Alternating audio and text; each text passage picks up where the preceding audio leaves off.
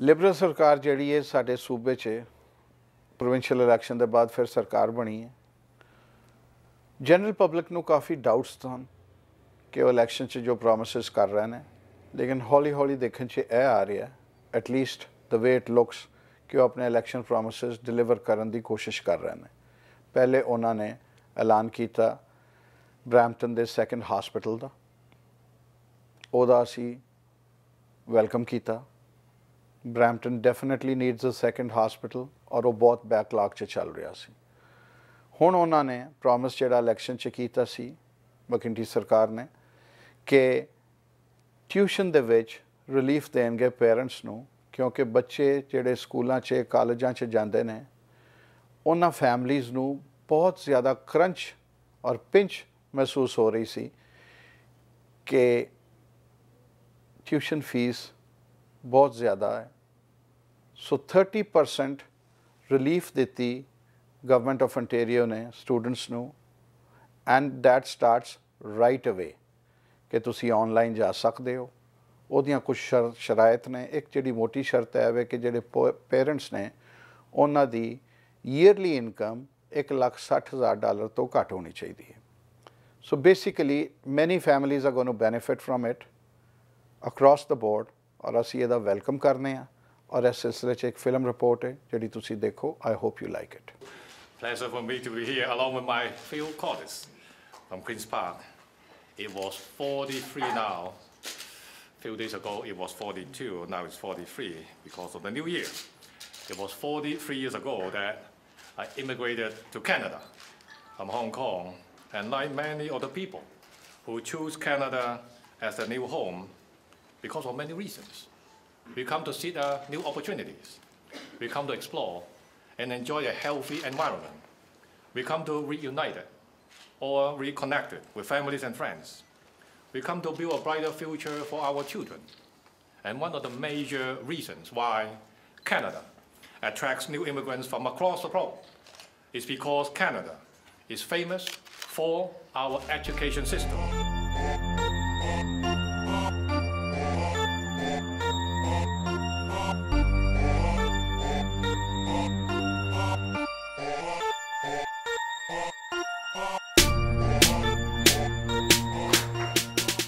Good evening. How are you? Thank you so much for joining Charles and Michael and I and our many colleagues who were introduced earlier, and Sue and Deepika. We have, you know, it's interesting to me that as our friends like Peter Fonseca and Jerry Phillips, who provided such amazing service to the people of Ontario, as they've retired, the young faces that reflect the next generation of leadership and the diversity and complexity of our society you're seeing in the transformation of this government and of our party, quite frankly, as we're seeing increasing diversity and a greater level of comfort in politics. And I think that's very important. One of the things that you'll notice about the new members of the Ontario legislature is most of them are very highly educated. And a lot of, I think, their confidence in leadership roles that they have been developed and the health of our democracy and our literacy has been the fact that our universities and our colleges are some of the best in the world, and they're the most, as our society is, some of the most complex and multicultural places in the world. We cannot maintain our civility, our democracy, if we cannot maintain social mobility. And the announcement today isn't just about money for students and help for families. It is about ensuring that every political office, every role and leader in business, in culture, in labor, in academia is open to each and every Ontarian. And that cannot just simply be rhetoric. You literally have to put your money where your mouth is. We all know when we go back to that important moments in our history as Canadians and as Ontarians that there were points of departure and forks of the road that determined our well-being. For me, it was my 18-year-old grandmother who came to Canada as a young girl, not speaking English or French, arrived almost 100 years ago at what we now call the Una Station in Hamilton, walked in there, and I just imagined her at the dawn of the industrial age, coming from a small village in Ukraine, walking into the wonders, the pollution, the energy, the fear, the cold weather. Her elder in her village said to her, "Maria, don't go to Canada. It's too frozen there. You can never grow anything. You're going to starve to death. It's an iceberg." And you can imagine there was no cell phones or radio for her in her community. She went blindly halfway around the world. What incredible courage. And I think for her, and so for many of us who look and inspire members of our family or extended family who did that, we take that moment almost breathlessly and realize that had it not been for the courage of that young woman, I would not be here today. And I can't imagine when she entered to the bustle of Hamilton that she'd imagine that her grandson would be standing as a member of cabinet in a legislature in this country in just 2 generations. And I remember the other important moment in my life, when my whole family gathered around because I got my first acceptance to university. And for the very first time in my life, and I often said, more than the citizenship papers that my grandmother got, the real pass to being Canadian was the moment I got accepted to university, because that meant that trajectory was going to be different for me than it had been for my mother or my father or my grandparent. That I was now no longer an ethnicized, hyphenated Canadian, nor was my sister, nor were my very diverse family. We were now in the milieu of success and of acceptance, and we were becoming nation builders that we had so desperately wanted to be as a family to build this country. And the first thing we did as a government was to add 200,000 places, and we're about to add another 60,000. So I just want to talk about that for a second. That's accessibility. So what does that mean? That means something very powerful, extraordinarily powerful.